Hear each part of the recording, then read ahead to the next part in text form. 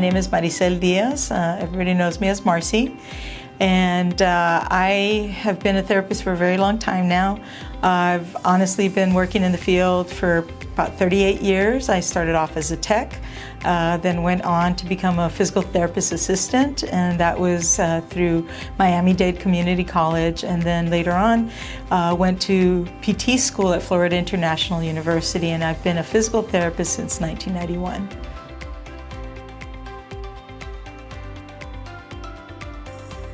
Well, I'll be honest with you.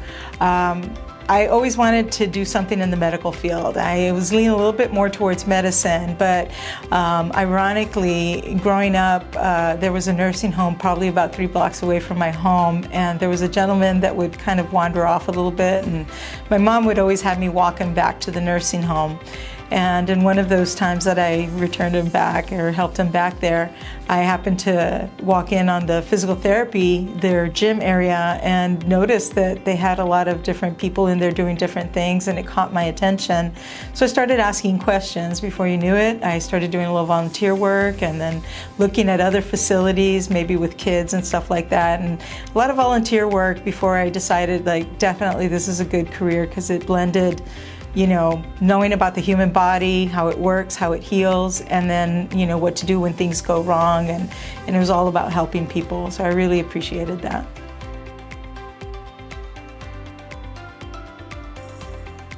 Honestly, physical therapy can be a really great tool in preventing injuries.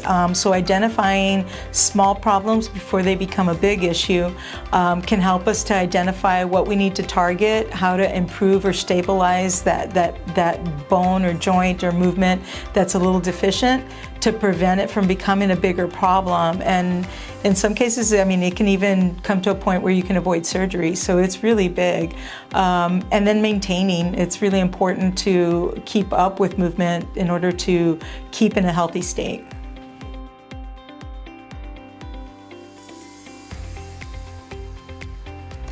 Yeah, there's a lot of different things that are out there. Physical therapy, I think, is probably a little bit more comprehensive. We look at what a person's life is prior to their injury or their condition, things that they normally have to do on a daily basis, and kind of incorporate that into how their movement or their lack of movement is affecting that.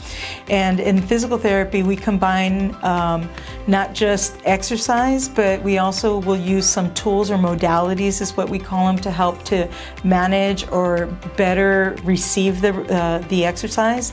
And we'll use our hands. Our hands are great tools in doing that. So therapy kind of combines everything. We look at the big picture, and we look at correcting the root of the problem.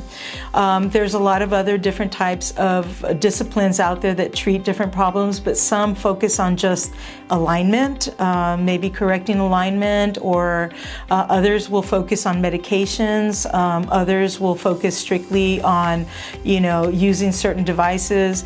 But I think a comprehensive approach is usually the better approach.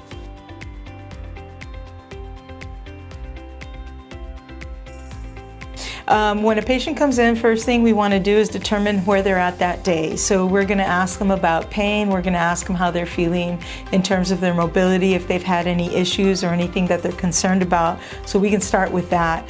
Once we get them set up and they're at a point where they're comfortable, then we'll start going into exercises that focus on what their particular problems are. And really, like I said, we try to tailor them so that they're addressing their specific needs. The session can run maybe about an hour or so. Sometimes it'll run a little bit over. And like I said, in that time, we'll use different things, including exercise, modalities. A lot of times our hands are a big tool to help get them to mobilize and achieve certain things.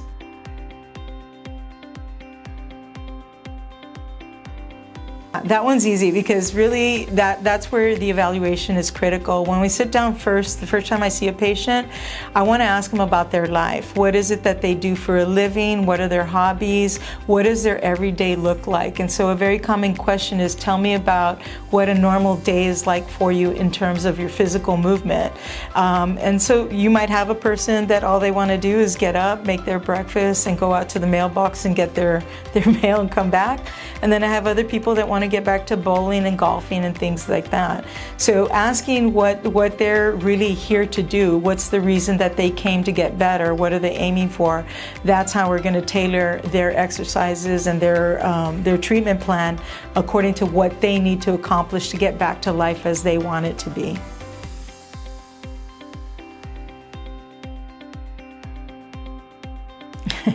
There's a lot of, we have a big bag of tricks is what I'll say. And there's a lot of different techniques that thankfully we have access to. I will say that I feel that over the many years, I think my hands and my brain are probably my most effective tools. Being able to utilize manual skills to either mobilize tissues, release spasms, things like that, that's definitely a big one. I will say that for me in particular, there's a particular technique called kinesiotaping. I learned this probably about 20 years ago, but there hasn't been a day that goes by that I haven't utilized it. It's a very effective tool, and teaching our patients how to be able to use that for themselves is also a really rewarding part of what we can do.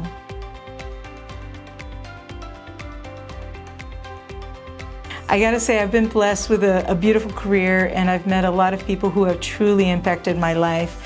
And I'm talking about patients. I think a lot of times patients come in here thinking that we're helping them, but sometimes I think it's the other way around. And sometimes patients really are here to teach us. And I'll share one case in particular that I think was hugely impacting for me. I'm not gonna give names, but she was, at that time, she was an 83-year-old woman who was in a head-on collision, and she lost both of her legs. I had the privilege of just timing in life and how things went, where I met her in a hospital setting where I was working at that time, and got her started with her very first days of just kind of getting used to the loss of her limbs. At that point, it takes a while before a person can get prosthetic limbs, and so she left the hospital, and ironically, I left that particular job and moved on to a different facility where it was an outpatient facility. She found me about 4 or 5 months later and said, I got my legs, I'm ready to go. And she was a rancher. So she was a very active lady. So to give you an idea, at the age of 83, about a month before her accident, she was doing cartwheels with her granddaughter. So you can imagine, she was a very active lady. So once we got her in her prosthetic limbs, that process was incredible. And she was one that really challenged me to tailor her therapy to her specific needs. And just to let you know, she would come in for maybe about a month or two. We'd find what the problem was, kind of develop some plan to get over it. She'd achieve that. She'd go off, and then she'd come back and tell me, hey, I've got a new problem. This is what I need to be able to do. To give you an idea, the last thing that we worked on, and this is probably at the age of about 85, she needed me to teach her how to get over a cow pen, how to climb the fence on a cow pen with 2 prosthetic legs, and she did it.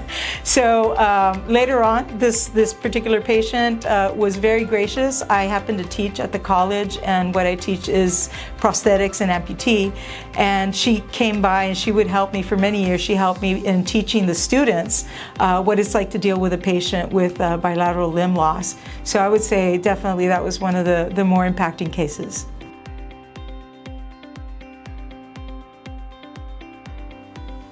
Well, I would say first, listen to your doctor. Second, you want to listen to your therapist if you've already talked to one. I would say make sure that you're looking at the problem as a comprehensive problem.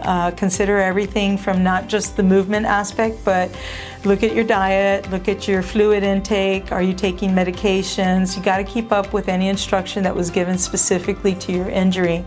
And then, of course, whatever was instructed in terms of a home exercise program, that's a term you hear a lot with physical therapy, but it's a very critical part of your recovery. And so making sure that patients stay on top of that and take responsibility for themselves in carrying on what they're taught in a clinical setting can be the key to success and a good recovery.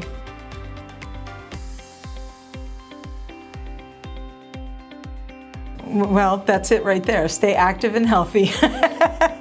So again, I think it kind of comes back to making sure you're looking at your life in a comprehensive way. So watch your diet, watch your fluid intakes, make sure you're taking the appropriate medications if it is that you're taking that.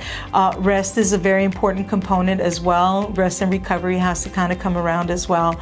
But movement is going to be key to staying active. You want to, even though you don't want to, I guarantee every time somebody says, you know, oh, I gotta do my exercises, they don't like doing them, but once they're done, they're like, I'm glad I did, I feel better.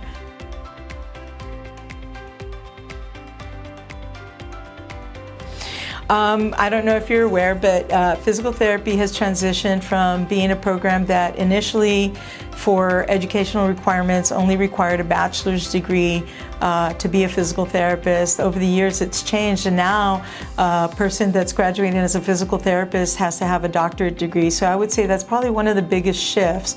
Along with that shift has been the fact that we're also becoming a little bit more independent and working a little bit more, not separately, but more alongside physicians.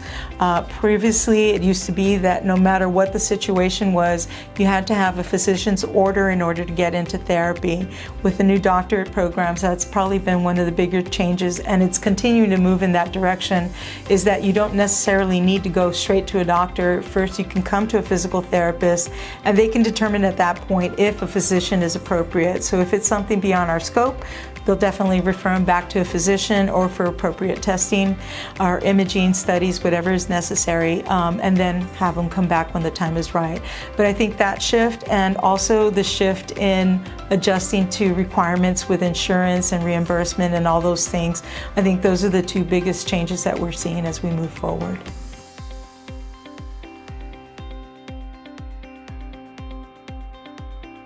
Actually, that's a good question. One is continuing education. So for physical therapy, we're required to do 30 hours of continuing education every couple of years. And we have to show proof of the fact that we've either gone to courses or taken courses online or participated in some type of advanced training. But learning is critical to stay on top of what's new and changing. Our field is always changing. There's a lot, now we've moved to a trend called evidence-based research and findings, so we practice based on what evidence shows us. So as more studies get done, more evidence comes around, we're seeing that certain things work better for certain types of problems, and so utilizing that and staying on top of like whatever new education is coming out to tell us about that is really important.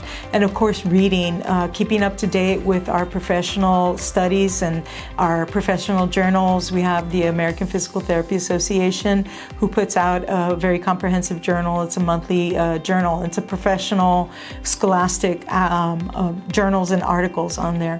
So those are really important as well. The other thing is that me personally, as soon as I encounter a physician who's presented something with a new technique or anything, like I'm doing research to find out what's going on, what are the new trends, how does that affect us, and how is that going to impact my patients. So keeping up with reading, keeping up with our professional association, and staying up to date with our continuing education is really important.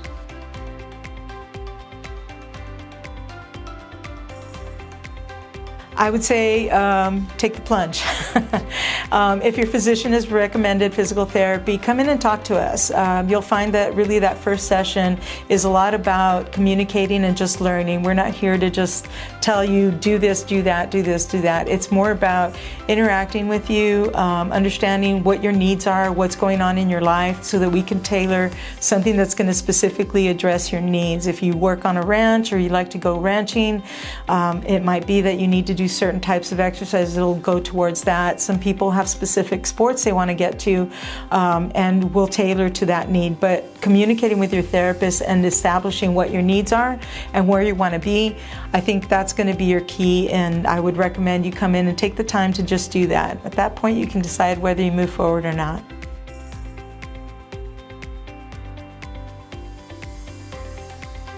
Well, we are located here in Laredo. Our primary clinic is on Bartlett, 7109, I believe, Bartlett. However, you can come in. We have our website, Laredo Sports Medicine Clinic, is on the internet. You can check it out at laredosportsmed.com. Shoot us an email. You can give us a call, and we can gladly get you set up with an appointment where we can sit down and chat.